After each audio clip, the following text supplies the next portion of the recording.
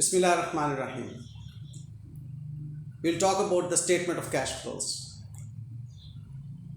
one of the five components of the financial statements.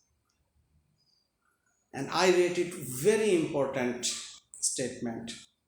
Reason being, जो primary users of the financial information हैं, although वो statement of financial position and statement of profit loss को बहुत importance देते हैं, वो statement of cash flow के ऊपर खास तौर पे अपनी तवज्जो रखते हैं.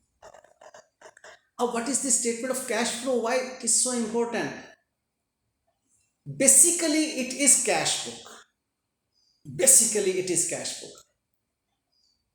What we see in it कि जी इसका कैश बुक के रिसीट्स का और पेमेंट्स का एनालिसिस करना है operating, investing and financing activities में.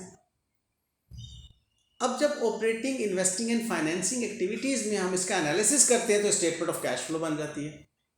Means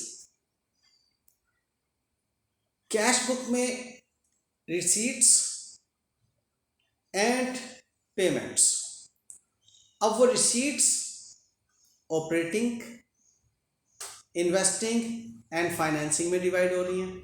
in the same way वो पेमेंट्स भी ऑपरेटिंग, इन्वेस्टिंग एंड फाइनेंसिंग में डिवाइड हो रही हैं. अब रिसीट्स की और पेमेंट्स की ऑपरेटिंग एक्टिविटीज़ में शो कर रहे हैं, रिसीट्स की और पेमेंट्स की फाइनेंसिंग एक्टिविटी और रिसीट्स की और पेमेंट्स की इन्वेस्टिंग एक्टिविटीज़, इनको हमने यकजा करना होता है. अब क्या इसकी प्रेजेंटेशन बनती है? इसकी प्रेजेंटेशन बनती है कि operating activities which belong to the statement of profit loss, investing activities which belong to the non current assets, mainly only those current assets are accommodated in investing activities in terms of their receipts and payment, जो operations से मुतल्लिक नहीं रखते और ना ही वो cash and cash equivalent हैं. वो कौन से हैं? शॉर्ट टर्म इन्वेस्टमेंट्स जो कि कैश इक्विवेलेंट नहीं हैं. डिटेल्स हम देखेंगे when we will be talking about the investing activities.